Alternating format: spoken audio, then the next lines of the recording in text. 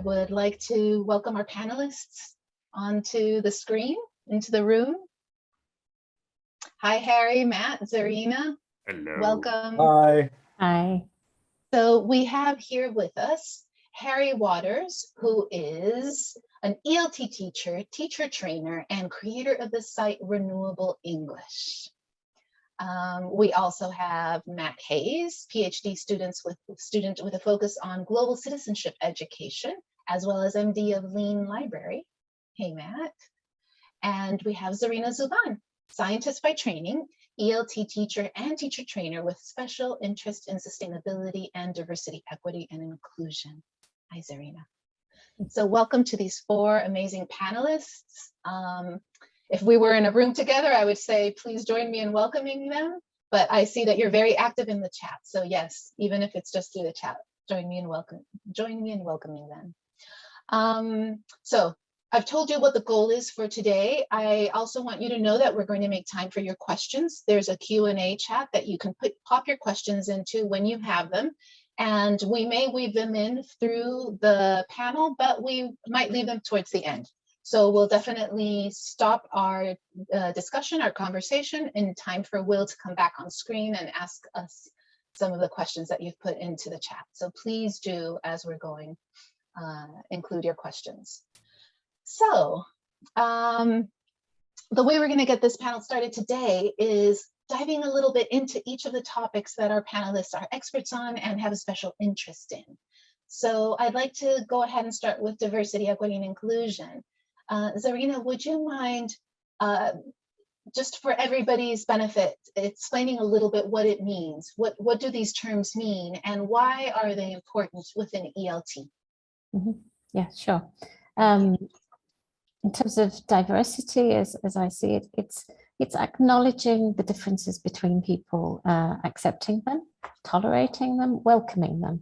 And in terms of ELT, it's really important, I think, that we recognize the differences that we can see in a classroom at any one time, and not just to be teaching to a certain group who seem to be good at English and like English, and we aim everything at them, and then we forget a little bit about the ones at the periphery, which usually leaves students who are rather good with languages or pick things up.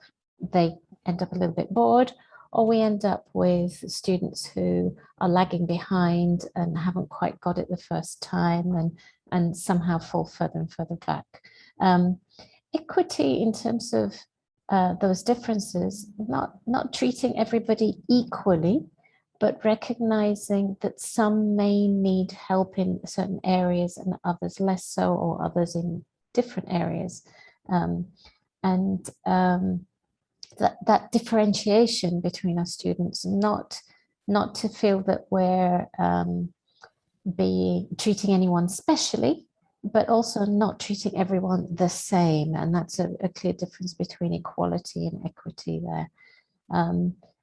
And in terms of inclusion, once we've acknowledged that there are these differences and that we need to offer different things to different level students, or different ability students as well, to actually make sure that they are included, that they're part of a conversation, they're part of discussions, and that their voice is being heard, that we don't end up kind of wondering, have I ever heard that student speak or not?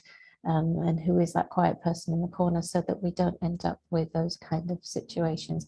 And at the same time, inclusion in terms of the kind of characters that we portray in our classroom, people of different abilities, disabilities, able-bodied, people of different ethnicities, people of different cultures, people of different sexual orientations as well. Thanks, Zarina. So I'd like to give a chance to each of our panelists to introduce their topics. I'm wondering, Matt, if you would tell us a little bit about global citizenship education, what exactly that means, and why is it important for the English language classroom as well? Absolutely. One of the most important things to say about global citizenship education at the outset is that there is no agreed definition set in stone. It's been it's grown in popularity in recent years, particularly after it was really promoted by UNESCO. It was included within the SDGs as well, specifically outlining the goal for learners to become global citizens. And since then, in the last 10 years or so, it really has grown in popularity. As a result, lots of people use it in different ways. I suppose at its core, the kind of most universal definition of it would be that it's about cultivating citizens that understand the world around them, that respect and value diversity, that have the skills to engage with the world around them, and that also are moved to take action to make that world a better place, however they may perceive that to be. Then in terms of why I personally think it should be extremely relevant to ELT, I think it's helpful to think of it as both an opportunity and a responsibility.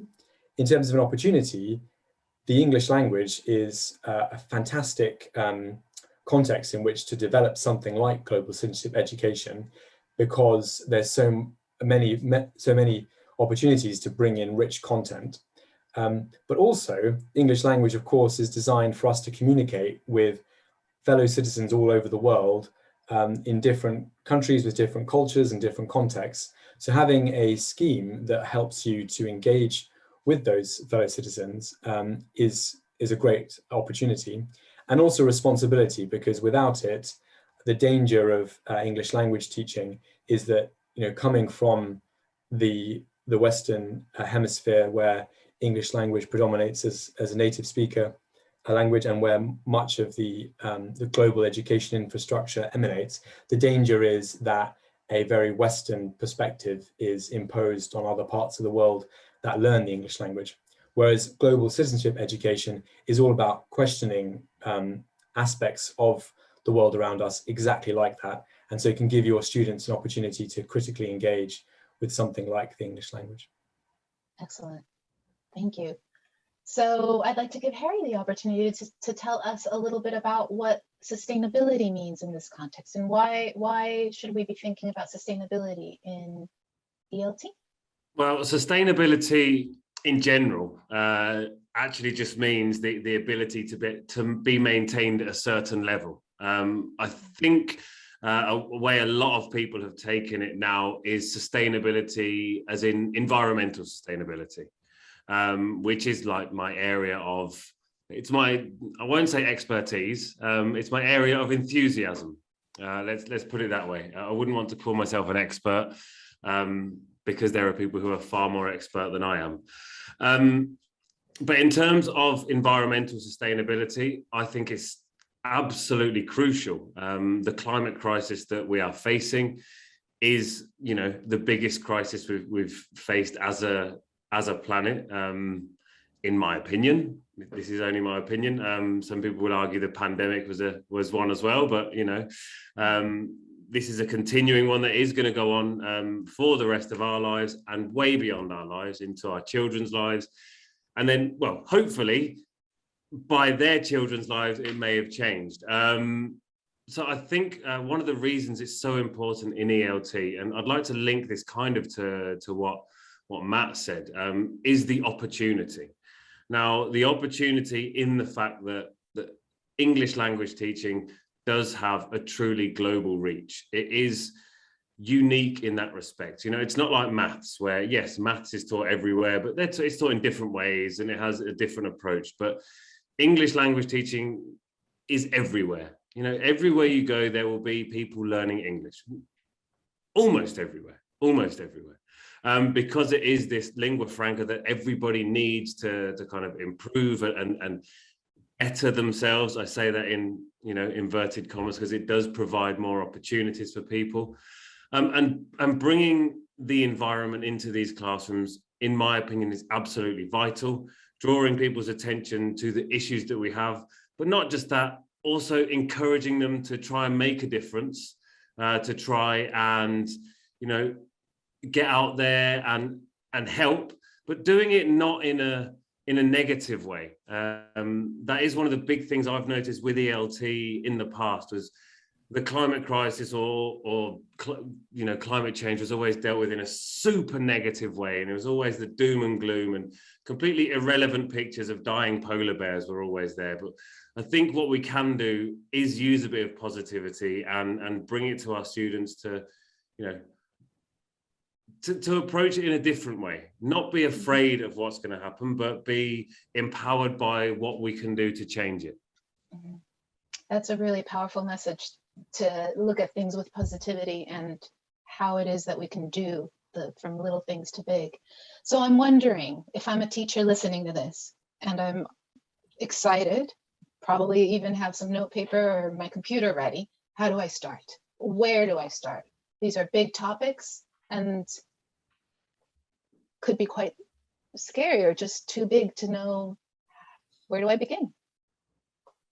I think often with these things, Zarina. Sorry, often with these things, I think baby steps, small steps is a good way to start. It doesn't have to be some huge research project that you have to do on a topic before you get going. And it could be just to engage all of the different interests and the diverse interests that you have in your class that you're dealing with. Simple things such as doing a questionnaire at the start of an academic year allows you to find out what students are into and not into. And you can ask all of these questions. You could even put a question in like, is there anything you'd like me to know before I start teaching you? Is there anything you'd like to share with me? And assure students that it's anonymous, it's just, or perhaps not anonymous, but it would only stay with you, that information, and it wouldn't be shared. That questionnaire doesn't have to be in English just because you're their English teacher. It could be in their mother tongue so that they can fully express themselves. And that information you can take away if they're into a particular cartoon character or a Korean pop group, or they're into a particular Instagram person that they're following. And those things can then be pulled out and just placed here and there in worksheets and activities. You can give them opportunities to investigate and maybe present on one of their passions, do it in a group, put students together who have similar likes and dislikes. And that way you're engaging them, you're playing to their diverse interests and wishes and needs to further their interests as well. And you're still dealing with English language, which you know what you're doing with English language teaching. So you're not doing anything drastically different. You're just tweaking it so that it fits better with your students. And that can include topics as diverse as climate change to how to grow a sunflower. Yeah. And I think, correct me if I'm wrong, but I think that you're also sending a message that you are welcome here. You with your particular interests have a place in my classroom. Absolutely. In your classroom. Mm-hmm. Okay. Would anybody else like to say anything about how to get started with these things? I'll let you go, Matt, and then I'll follow you, mate. I'll go after you. So I was initially going to say, there's lots of resources there, and you can approach it in an incremental way. But actually, I was thinking as a step before that, which is maybe to fire up your imagination and to get you interested in the topic itself. And with my selfish hat on global citizenship education, there are a couple of things that you could watch or read that would sort of, turn on a fire, I think. So there's something, there's a TED talk, for example, called The Danger of a Single Story, which I always recommend. I think that's a great one. And that's just like 20 minutes. But at the end of it, you'll be thinking differently about the world, and you'll have drawn attention to you some of the assumptions that we have, and some of the injustice that there is in the world. And then maybe from things like that, you could then dive into the resources. And in that respect, I would say it can be super practical and incremental. So actually, the advantage of global citizenship education is that there are frameworks, and there are, for example, ones that we've worked on as well, but there are frameworks that structure it around a taxonomy that will be very familiar to you as teachers, around knowledge, skills, and action. And once you start to drill into those, you see actually, it's not this massive, amorphous, intimidating thing. Actually, you can really break it down into component parts. But maybe first off, I would say, fire up your own interest. Love it. And I love that TED Talk. I recommend it a lot as well. I think I'm going to go slightly back to what Zarina was saying. Firstly, Korean pop music is amazing. So, who doesn't love BTS? Those guys have got voices of angels. But aside that, I think the idea of coming in there, all guns blazing, yeah, we're going to do a climate topic now. Yeah, everyone, we're going to learn about the planet. Yes, it's really important to be passionate. So you're passionate, like rubs off on your students. You can go back to some of the students I had 10 years ago that could tell you like all the national flags. I have an unhealthy obsession with flags as well. So, I brought that passion into the classroom, but, doing it in a piecemeal way, not just jumping in there straight away saying, okay, everyone, the planet's ruined, we need to fix it. No, it's not the best approach. Going in there bit by bit, maybe introducing small things. I talk about having a class plant, which is, I've got one behind me, which started as a class plant, and growing a love for the planet. I always like to talk about, people are passionate when they love or they hate something. But just take a look at football. You look at somebody whose football team wins, they're really happy, but they're also really happy when the rival team loses. You can see that kind of passion. So building that love for the planet, so the planet is their football team, and building that, maybe not hatred, but certain, dislikes for things that aren't great for the planet, like huge multinational oil companies, maybe making them aware that they maybe aren't the nice guys. So they've got those kind of passions in there, and you can help them and kind of raise their awareness about these things slowly, bit by bit, rather than just walking in there and saying, BP are evil. Which they are. I think these are all really good suggestions and things that actually people can start implementing into their classrooms. I'm wondering if we should talk a little bit about the role of the teacher and the role of the student in all of this, because I think there is a slight shift in a lot of the things that you're suggesting, where there's a little bit more space, I think, in how we're empowering students and shifting maybe the role of the teacher to be a little bit more of a facilitator, somebody who's open to sorry, I just heard a little bit of an echo there. Open to what the student can bring to the classroom. And I think that sometimes we hear about the theory that we could do this in the classroom, but sometimes we don't necessarily know how to do that. So I'm wondering if, from your different perspectives, what's your take on the role of the teacher and the role of the student with regard to these topics? You mentioned the teacher being a facilitator, and I think that's a big step in making things student-centered more, rather than the teacher giving out information and telling students what to think. And I think a huge difference in the way we educate young people this century compared to the last century should be that we're not telling anyone what to think, but we're helping them develop how to think, and they form their own judgments and they form their own opinions. And the topics can be of their choice. And then we help them develop their passion, as Harry was talking earlier on passions and beliefs, and especially teenagers. They're forming their characters in a way, because young learners are very much dependent on parents for opinions and thoughts. And as young learners develop into teenagers and young adults, they have their own ideas. So it's a perfect time to get them to actually discover themselves by handing over that agency and that power to be able to choose topics. So we could still be doing English language in terms of agreeing, disagreeing, persuading, negotiating, but they choose the topic that they want to be actually negotiating, disagreeing, and doing all of the developing those skills on, as well as the language through. And so I see citizenship, I see a sustainability, I see climate change, environmental action, diversity, equity, all of these things as a topic and a tool through which English can be used to develop oneself.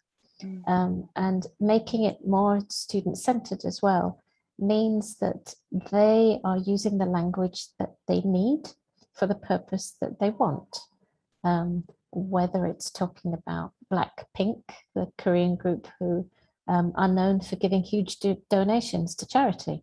And that could be a sort of a springboard to talk about, you know, should rich people be giving more and or is it their right to do what they want with their money? And you can bring in these thoughts of responsibility and citizenship, global or local level, into these topics, but give them the ownership of the topic. I'm trying to find a way to agree more. I literally couldn't agree any more with that. So for me, like, I've always had this approach of going into my classes, even before, you know, when I was a very early teacher, I always went in there with the open ears, ready to listen to my students. You know, I think it's so important. I mean, I know even with the smallest kids in the class, they come over to you and, you know, oh, they've got a wobbly tooth, you know, they're coming over to you, my tooth's wobbling. And the instant reaction is, okay, your tooth's wobbling. But like to a kid, that's a massive thing, you know, or maybe it's their cousin's birthday in 6 weeks' time. You know, even those small things, you know, you need to engage with your students then and listen to them then. So when they are, you know, starting to develop their own ideas, like you mentioned, particularly with teenagers, giving them that floor, giving them that chance to stand up there and you know, share their ideas, share what they know. You may or may not know, I'm a big fan of Kids Against Plastic. I'm not sure what would have given it away. It's a charity in the UK. But they started about 5 years ago with a 12-year-old and a 10-year-old started this charity, and it was all about collecting plastic. And my daughter's a member of it, and it's all about empowering other kids. And I just go along and I watch these two, like they're teenage girls now. So one's 18 and the other is 16. And just watching them like share these ideas with younger kids, and I'm just sitting there absolutely gobsmacked that these two people are, you know, managing an online meeting with 20, 25 kids from 6 to 13 years old with consummate ease, and at the same time they're speaking to these kids, and they're giving these kids the platform to then come up and speak themselves. And you know, I'm watching this just thinking, why aren't there more teachers in the world who are giving these people that platform? You know, yes, we're the teachers. Yes, we're giving the knowledge. Yes, we'll help them with the grammar. We'll help with the vocabulary. We'll help with that. But we need to learn from these people. We need to learn from what they love. And we need them to feel comfortable in just coming up there and expressing themselves. You know, coming up there and telling us what they know or what they think they know. And being able to ask us, what do you think? And I think for me, one of the most powerful things as a student was when one of my teachers said to me, I don't know the answer. And I just kind of stopped for a minute and thought, a teacher that doesn't know the answer? Wow.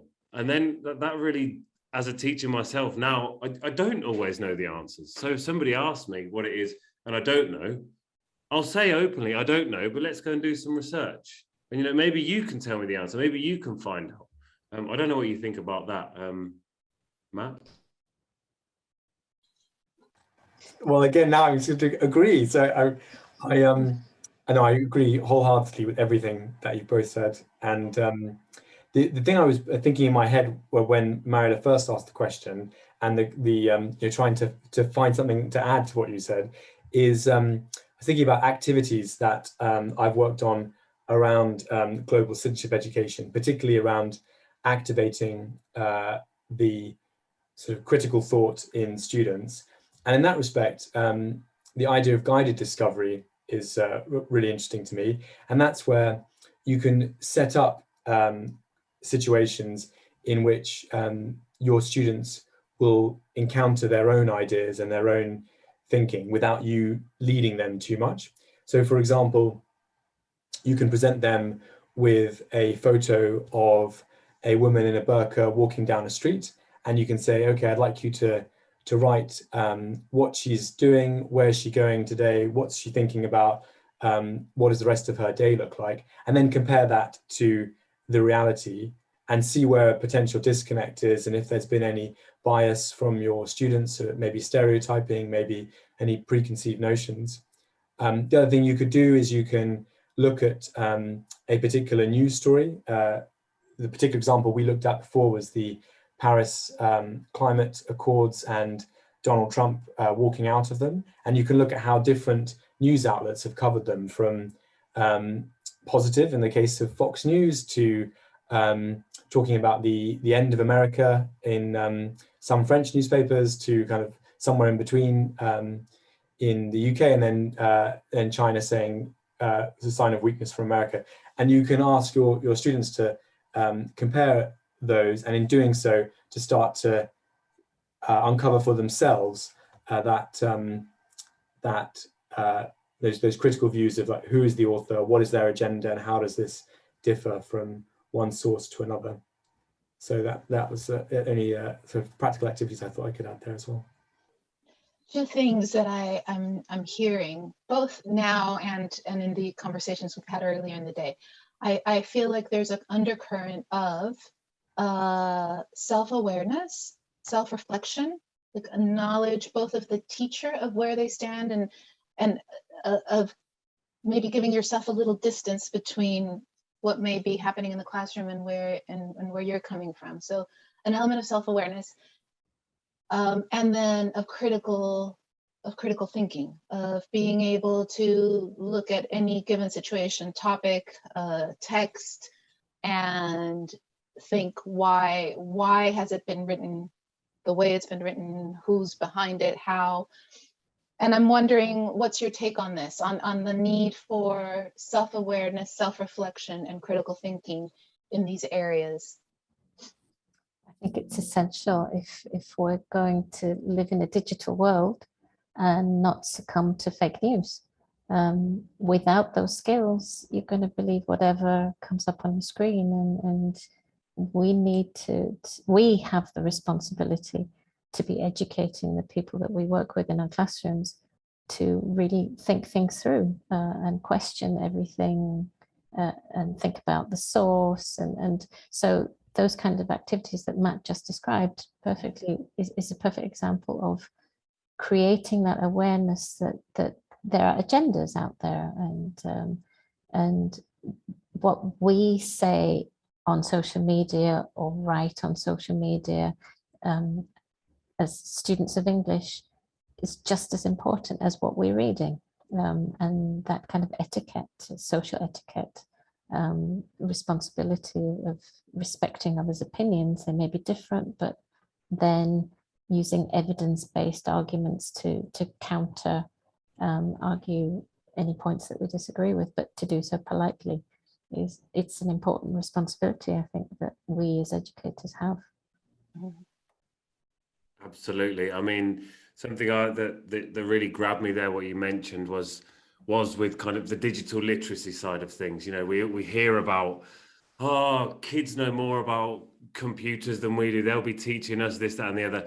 They might be teaching us about a program, but we need to be there to teach them about, you know, their digital footprint and about how to be critical thinkers about, you know, all sorts of aspects of life. And that argument thing you mentioned there as well, rather than it being an argument, it being a discussion. You know, I have a tendency when I get passionate to get a bit ranty, perhaps, and there are times when I need to, you'd never have guessed, there are times when I do really have to reel it in, because, you know, I can see that, you know, just because it's my point of view and I believe in that, it doesn't mean it's the correct point of view. And we do really need to show that to our students, that, you know, other people do have difference of opinions, and as long as they are putting their point of view forward in an eloquent, intelligent manner, then, you know, it's fair enough to enter a discourse about it. If they're just, you know, shouting obscenities and being horrible, then it's probably not a discussion that you need to have. Can I draw our attention to a question I just saw in the chat, which I think is really interesting. Magda says, how do you deal with tired students, teens who don't want to participate, even if you talk, act, perform, ask, try to talk about their problems, as some of the panelists have mentioned, you can't get them to say a word. And they're obviously in a situation where they're all online. So we're in a really, during this COVID pandemic, where we have even another layer of complexity, don't we? I think it's been really interesting actually during the pandemic that I've heard from so many teachers again and again, students who in the classroom were as quiet as a mouse and suddenly kind of flourished when they were in an online media.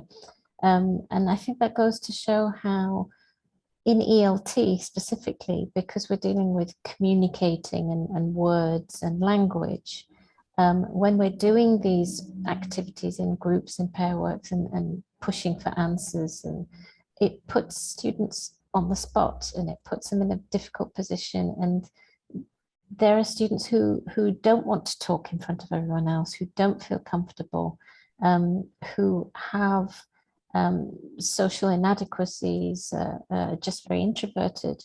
And those kind of people have really enjoyed, if that's the right word, online education, because it when you're online, you don't feel like you've got 100 pairs of eyes looking at you, and you don't feel quite as nervous, and you feel like you're in a safe space, and therefore it's allowed some of these quieter ones to participate. A lot of teachers as well have commented on how some students don't even put their cameras on and they don't want to be there. But then there are issues of, well, do you know what their social situation is like? Maybe they're embarrassed about what their home looks like and they don't want everyone to see that. Maybe there's an enormous amount of noise going on and there's one room that everyone's living in, and that space is being shared by 5 or 6 people who may all be online at the same time even. So there are reasons, and I think we need to perhaps take a step back and not take it so personally when students don't join in and maybe don't seem so active. It's maybe a time to ask ourselves, what could I do differently for them, rather than come to your own conclusions. And so it's maybe a good point to actually start a discussion or try and reach out to those students and say, is there anything I can help with to find out what it is? I think for me, when it came to my online classes and my online experience, it was very much, the quiet ones in the classroom suddenly, came to life. And I've got 2 very practical ideas for the teacher in question, whose name has just gone off the screen, so I can't refer to their name on the chat box. 2 very practical ideas for that. One of them, now again, I don't know how I've managed to get BTS into this conversation twice, but I have. One of my students who wouldn't say anything in class, as soon as we got, were online, I said to them, hey guys, you can be whoever you want today. And he had a life-size cutout of Jimin from BTS. And he put it in front of himself. And for the rest of that class, he was Jimin. And he was like, suddenly, he had a level of English I didn't even know about. He was answering all the questions as Jimin. He could be somebody else in that moment. He could just suddenly take that and it just changed everything for me. Another one is, if the students are that shy, ask everyone else to turn their cameras off, and then they can speak there, or they can turn their own camera off so people can't see them. And then there's also the option in a lot of things with breakout rooms, and say, right, let's just go off into a breakout room and we can just have a chat in there. So not everybody has to see your house, not everybody has to see this or that or the other. We can just chat about it, because it is that kind of social anxiety. And I know there is that not everybody's looking at me, but then when there's 30 cameras on at the same time, suddenly it becomes everybody's looking at me. So yeah, the turning off of the cameras or going to another room always works for me. So just a few some good tips for trying to be more inclusive and as well as deal with the complexities of not everybody being active in an online class. Bringing this back a little bit to, I'm just aware of time, so I'm going to give our participants a reminder that in a few minutes, well, I'm probably going to ask a couple more questions, and in a few minutes, we're going to go to the Q&A. So please put your questions in the chat, in the Q&A chat, and we'll get to them in just a few.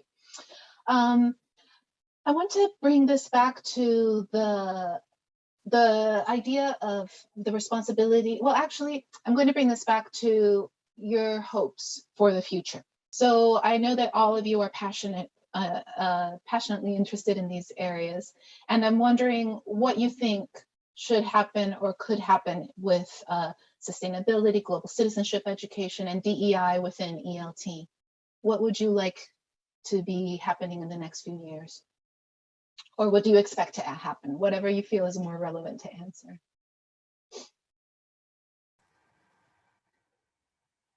I'm happy to start there. Yeah. I think for me, I would love to see more transparency about what global citizenship education is and how it's framed by whoever is promoting it. That's why I think what Macmillan is doing is really great, because then as a teacher and a student, you actually know what you're engaging with and you can critically engage with it. The other thing I would love to see is more connections made, particularly in ELT, across the global community of ELT learners and teachers, because I think that is the greatest tool that we have to address the sense of impotence that can be felt when you think about how big the challenges of the world are. And actually, when you feel part of a community that is all taking small actions individually, but collectively making a big impact, I think that would be great to see. And it goes back to, I think it was Harry right at the start, talking about the unique position that ELT is in, and then Zarina also talked about, I think in our previous talk, just how many English language learners there are in the world, and the vast majority of them being non-native speakers. We're talking about billions of individuals that could potentially come together, and of course beyond English as well. So I think just thinking with the ELT hat on, I would love to see communities emerge where you get schools collaborating with each other and students seeing the actions that each other is taking towards improving the world around them. Okay, I think that's a fantastic point and I think it actually covers all bases, to be honest. It covers diversity, it covers sustainability. I would love that global connection, to be able to see these different schools in different countries, in different places, what they do, how they do it, the way they tackle these different problems, but also for countries like Spain, where I live, for example, to be able to see the differences there are in these other countries that are perhaps more affected by the climate crisis, like right now. Here in Spain, we're seeing extended heat waves, and there's strange rain patterns here and there, but we're not really feeling the impacts of climate change at the moment, not massively.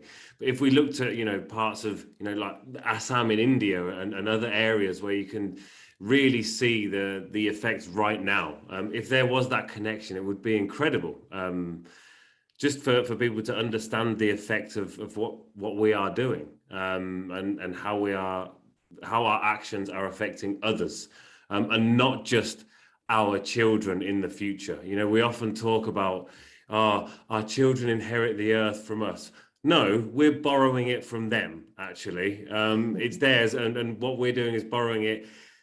And we're not only ruining it for them, we're ruining, get your words out there, you can tell it's late, it for other people as well, who are, it's happening now. It's not something that's, it's slow. We saw over the summer with these, with floods throughout Germany and Belgium and so on, and we can see it now happening in the global north. So what I would like to see from ELT is like a bigger focus on what we can do, and how we can do it, and yeah, to open up that conversation, to raise that awareness, and to build our students' confidence to speak out and speak up about it. And if students want to then go on and become activists, then that's wonderful. But giving them the language for it, giving them the opportunities. The language of protest is English. You know, you can look across the globe, whatever's happening, wherever anyone's protesting, there's always English, because there's a media outlet around there. So helping those students who want to do that, it's great. But also the language of science is English. So the future scientists who are going to save us need to be able to speak in English. So, you know, I think it's our place to kind of be there and help them achieve those goals. Thanks, Harry. And I think that often the English language classroom has that flexibility, has that space where you can actually make room for this and for the children, for the students, whatever their age is, to bring their voices. I was thinking that before we go back to Will, we have a few minutes left, and I would like to ask you your thoughts about privilege. So if you're an English speaker anywhere in the world, like Harry just touched on, that brings with it a wealth of possibilities of communicating and accessing information. And so that is one aspect of privilege. So I'm wondering what your thoughts are with respect to the privilege that and the responsibility that we carry as ELT professionals. Whoever would like to speak to that. I would like to talk about the power of privilege that English has, that Harry talked about, and how it can be used. Yes, it's a lingua franca, whether we like it or not. It started as a colonial power, a colonial language. Some people saw it as being imposed. My parents are from Indian backgrounds. I was born in the UK, and my life is as it is because I had the privilege of growing up in the UK and therefore considered to be a native speaker, and that allows me a certain privilege as well. Today, however, I think English is a tool. It's interesting. Harry was talking about it's not like maths, but sometimes it's been called the new maths. Because without it, you can't do other things. So it's considered as a skill that you need when you leave school to be able to do other things, whatever that may be, whether it's directly related to English or not nowadays. And so I think we're equipping our students with tools for the real world, English being one of them. And so we need to equip them with that sense of privilege that English can bring you as well, because it can bring power and professions and jobs and roles that you don't have access to if you don't have English. And I think that is an important thing.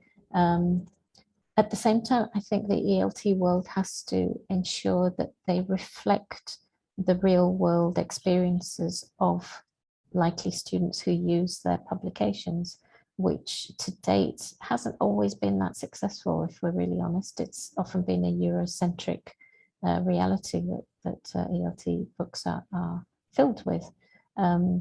I think it was James Baldwin who said his quarrel with English language was that it didn't reflect his experiences. He's a North American writer.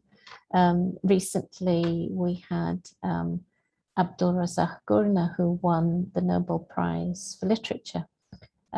He's a Tanzanian author, but his voice and his experiences he can share with the world and educate the world about what it's like to be from his part of the world, because he is able to write so well in English. So yes, I think we have access to so much more information, to so much more communication, and we can communicate across all kinds of boundaries because of the beauty of internet. And the reality is that the language most often used to do that is in English. So I think we have a role and responsibility in the ELT world to show that everybody has a representation, everybody has a place, and everybody belongs in that space as well. And so I think it's important, because at the end of the day, when you're educating people, you're helping them form a mindset about themselves, about how they feel and where they fit in the world. And if their world is constantly that their country or their kind of culture is just on the periphery, then they will want to be and look like those who are always on Instagram and look Western and sound Western and eat the right foods and wear the right clothes. And that pushes people into a certain kind of behavior. And if we're going to have sustainable way of living, we can't go on like that. So I think we have that responsibility as well through ELT to educate people to think carefully and have respect for themselves and who they are. Just because they're learning English doesn't mean they have to let go of everything else that they believe in, or everything else that is part of their character. Wow, thanks, Serena. So, yeah, Matt. Oh, so I was just going to say, I really like the way that Zarina talked about privilege, because it was clear that with privilege there should be a humility and a focus not on previous notions of privilege, where it's around leadership and some of the problematic things in the history of charitable action is that privilege too often is about giving charitably to other nations without questioning the injustice that caused that that problem in the first place. So I think seeing privilege in the global north as one of looking at one's own and the nation's complicity in some of the issues in the world, and also being humble about making sure to include all voices in the world in the solutions to address them, I think is definitely the way to approach it. Okay. Well, it looks like it's time to bring back Will and see if we can answer some of the Q&As. Hi everyone. Hiya. How are you? You all right? And end of quite a long day for all of you. So I hope you're all still feeling okay. And Matt's got a little baby as well, so I think he's probably inside doing that a little bit maybe. So I just wanted to say thank you so much. Once again, it's the third time I said thank you, but I just wanted to say it one more time. Thanks to Mariella, Harry, Matt and Zarina for giving us your day today to take part in all of these discussions. And specifically for that one you've just had just there, absolutely wonderful, and yet again very different from the previous two conversations we just had that you all had earlier today. So thank you very much for your time and your thoughts today, much appreciated. So I'm going to start off with a question that we've had from Lashen. I'm going to direct this one to Matthew Hayes because he likes a tricky question. So Matt, they're asking, isn't global citizenship education simply an imposition of Western values? That is the question. Absolutely. And that, I think that's why when we're talking about privilege in the context of global citizenship education, one has to be really careful about that idea that the West should not be leading and should not be saying that, you know, this is these are the actions that should be taken, and this is the worldview that we should all subscribe to. And, you know, when we say universal values, that they're actually Western values, that definitely should not be the case. So the way to address that is to see global citizenship education more as about cultivating the skills and the knowledge that lead individuals to take the actions that they deem appropriate to their situation and their view of the world, as opposed to saying, you know, you must go on a march every week, and, you know, you must write this letter to this person about this issue. It's more to give your students and to give those future citizens the skills and the I suppose, inspiration that they do have power in the world, and it's to them to decide how to use that. But it's definitely not a prescription for action, and I think that's the way to avoid it being something from Western values. Mm-hmm. Thanks, Matt. Does anyone else want to react to that as well? That wasn't only for Matt. Anyone else want to say anything? I couldn't agree more with Matt there. It isn't about what we think goes or the way we see things goes, and I think that is one of the big issues, particularly with with COP coming up just around the corner. One of the big things is it just going to be us telling other people what you have to do? And it really shouldn't be. What we should be doing with this is taking the opportunity to learn from these other places, learn from other nations, learn of more sustainable ways to live. And yeah, in my opinion, it's an opportunity. These looking into being a global citizen and so on and so forth. It is an opportunity to learn about other ways of life and not just force your way of life onto other people. I'd like to add that for me, global citizenship, an essential, at the heart of it, it's common humanity. It's, yes, learning about how the amazing variety of human experience, but then through that, you see shining through all of the commonalities of, the pains and the joys of being human. And that's when you can truly appreciate diversity and be open to being inclusive, because actually you realize at the core how much we share. And then if you layer onto that, the fact that we share the planet, small issue, then more in common. And then the other thing I wanted to say is that also for me, global citizenship education is a lot about those skills that you're building to understand yourself, to understand others, to think about things critically, to ask yourself questions, to remain open, to look at life with curiosity. That is at the heart of it for me. So I'm starting to waver a little bit because it is the end of the day, but I wanted to say that. Thanks. Thanks, Mariella. Thank you.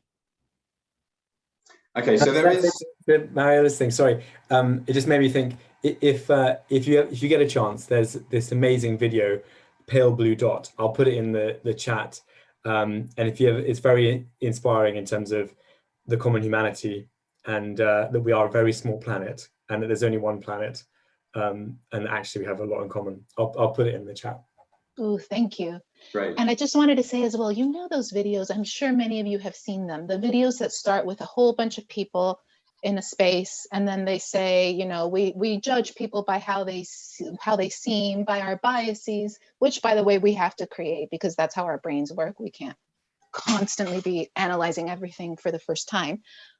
But then then a moderator will say, so all of the people who've lost someone who they love dearly move to one place, and you see people coming from all these groups that you thought had nothing in common, or all of the people who are struggling with, I don't know, cancer, or the people, and they start, and all of a sudden, first of all, I myself usually am in tears by second 30, but you realize common humanity. And why was I thinking all of these people were different and were in such separate groups? So there's a good places to start if you want to talk about unconscious bias in your classroom, and if you want to bring in that spirit of global citizenship into the classroom. Yeah. I can understand why it might be misconstrued as maybe Western value, global citizenship education, because it's talked about a lot more, I suppose, in the West, and these things are built into education, and then it starts to spread. So I can see why it might be considered something that's imposed on others. But I think when you actually just look below the surface and you discover those things are actually common to all of us as decent human beings, to be decent citizens on a local level or on a global level, and they're not culturally exclusive, I don't think. we've just had a really interesting question actually in from Magda, who's just put a question in saying, what about the countries that don't buy into the values of inclusion? I think it's actually something we haven't touched on today. It's a really, really interesting point. Does anyone want to respond? That's basically what the question is. What about countries that don't buy in? Inclusion can be at different levels on different things. So perhaps it's a certain understanding of inclusion that some countries may not buy into, but I think at all levels we want to be included as individuals. None of us want to be excluded, and the way we treat others is often reflective of how we would wish to be treated ourselves, and I think that's something that can be discussed. It doesn't have to be a certain defined type of inclusion necessarily. Right. And I wanted to add that kind of building on that, you can have an inclusive practice in your classroom where you're creating space for people's different expressions, and that itself can open up others to have that in their experience, and the next time they're in a situation where maybe somebody needs allyship and opening of space for them, they've experienced that and may be more open to participating themselves. But yeah. If I could just come back in there, a certain example happened with me years ago in the classroom. I had a student who sat in the middle of the class. This was back in Japan, and the seats were fixed for a month, and then the students all changed places, but then they stayed there again for the next month. And the student had been engaged, had been interested in everything. Then the following month, she was sat somewhere else, and she was staring out the window. She didn't really seem engaged. And I thought, what's happened to this girl? She was so into it before, and I felt like I'd lost her somehow. And we discovered that she was deaf in one ear, and nobody knew about it. And her good ear was facing the window, and her bad ear was facing the classroom. So she just wasn't hearing half of what was going on. And so she was just distracted because she was lost. There was no way she could catch what was happening, and nobody knew. And so that at a basic level is inclusion. And I don't see who could disagree with that. Yeah, thanks, Rita. That's actually quite a sad story, but it's really poignant. So I know we've just reached the end, but I'm going to ask this one question because I wanted to ask it earlier, but it's an important question I think to ask. So this is about ELT publishing. So I'm reading something on here, but I'm not watching something of it. So global ELT materials is still very much a UK-US dominated area, which probably ends up having an impact on the content we provide students with. How can we bring more diversity and more globalization to publishing as far as authorship is concerned, without upsetting markets and regions and the purchasers of these materials, who very much still expect quality teaching material to be produced by the inner circle native speakers only? Bit of a complex one. I'll put it out there. Whoever wants to answer that is welcome. I think there are a lot of native speaking authors, me being one of them, but there are also, for me, the way I've seen in publishing as well as other areas, there are huge opportunities for non-native speakers. There are places where professionals are accepted for being professionals and for doing the job that they do, that they are good at. It seems, now I don't want to say easier, because it's certainly not easier to get into being an author or being a materials writer, but the issue of being a non-native writer, to me, from what I've seen with the people I connect with and speak to, isn't the same level as that of the teacher in the classroom. I know in a lot of places there's a huge native speakerism issue in terms of teachers, and I know a lot of great teachers who haven't been able to get into teaching in certain countries, particularly here in Spain, particularly a few years ago, because they weren't native speakers. but a lot of people I know here in Spain, you know, people from Argentina, people from Hungary, people from Poland, who are materials writers, and they've never experienced the same kind of, you can't have this job because you're not native.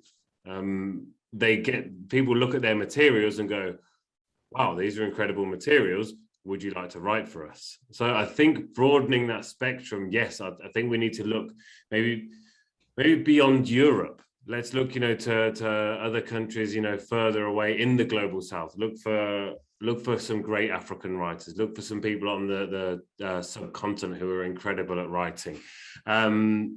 Because what we want are the best materials. I agree, but I don't think the best materials only come from native speakers, obviously, other than the ones I create. But I do, you know, obviously, I think when it comes to materials creation, those people who have learned the language are often far better equipped than any native speaker to know what people need to learn from it. You know, they've spent years and years learning the language, whereas what we've done is we've looked at one textbook and go, well, that one looks fun, so I'll do that with that one, and you know, I'll make it a bit like that.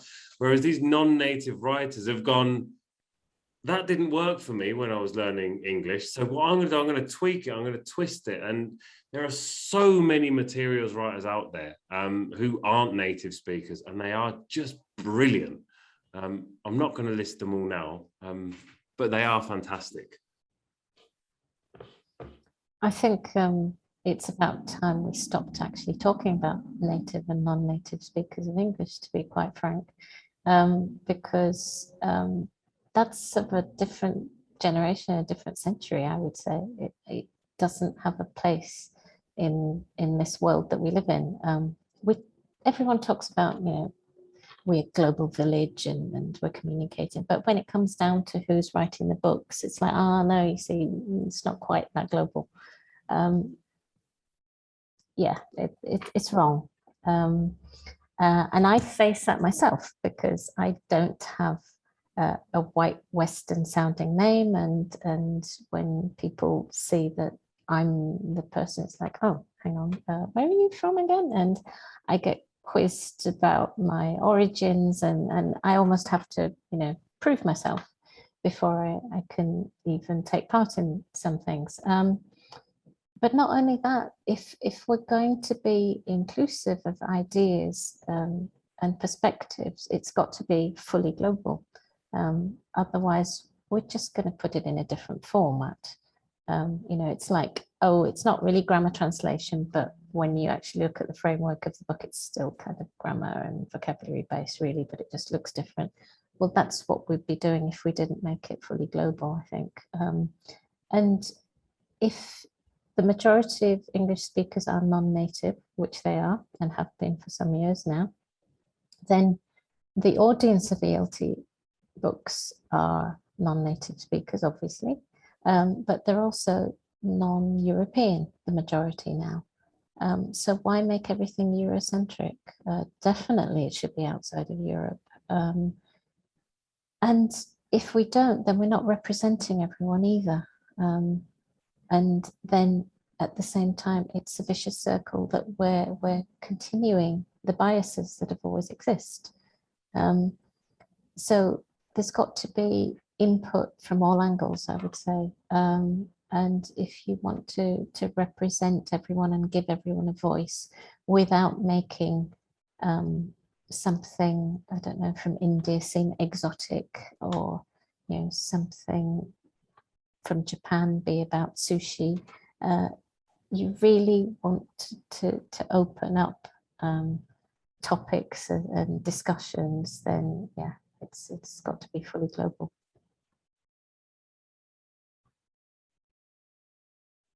Thanks, Irina. Okay, so I think I'm going to stop it there, guys. We've run 7 minutes over. I'm really sorry to you guys. I'm really sorry to everyone watching. We run a bit over, but I'm going to stop it there, I think. So once again, Mariella, Harry, Matt, Serena, thank you so much for taking part today. It's been a huge day, but just an absolutely phenomenal set of conversations that you've all had today. It's been a privilege to be part of it and a pleasure to watch. So once again, thank you very much from me. And I think I can firmly say thank you very much from the audience as well. Thank you. Thank you. Thank you so much to you all. Thank you to the audience. It's been amazing. Bye, everyone. Thank you so much. Bye, everybody. Cheers, guys. Bye. Oh, I have to hang around, don't I? Yeah, if you could Just stick around, saying Mariella, goodbye. that'd be great. Yeah. So I'm going to share my screen and hand over to Mariella. She wants to tell you about our ESDC program, Macmillan Education's ESDC program, which is one of the reasons why we have spoken to you today. So over to you, Mariella. Let me just share this. So I'm really, really happy to be talking about this today because we've just launched this at Macmillan. We've been working on all of these areas for years, but we've now formalized it, and we worked with Matt and actually a colleague of his, Jonathan Hadley, to really create materials, lessons that you can find on One Stop English and that accompany our courses that develop global citizenship education. We're working internally to ensure that our content really does support an awareness of sustainability and, in fact, the 17 UNESCO SDGs. And we've been doing work to ensure that we're being more inclusive in all areas of the business, from how we interact within the business to the materials we're creating and the teaching and learning that we're supporting and putting out there in the world. We take this very seriously. I see this every day in the editors that I work with and the designers and the media producers and the marketers. So we're super proud to bring this to you. You will see it in our front list, in our courses that you find in the catalog. You'll be seeing it in the courses that come in the following years. And please go to this website to learn more, macmillanenglish.com/ESDC, and have a look also at One Stop English and the lesson plans there that are full color with teachers' notes. There are lots of really good resources, articles as well. Some by Matt and Jonathan, and others. So it's out there and more is to come.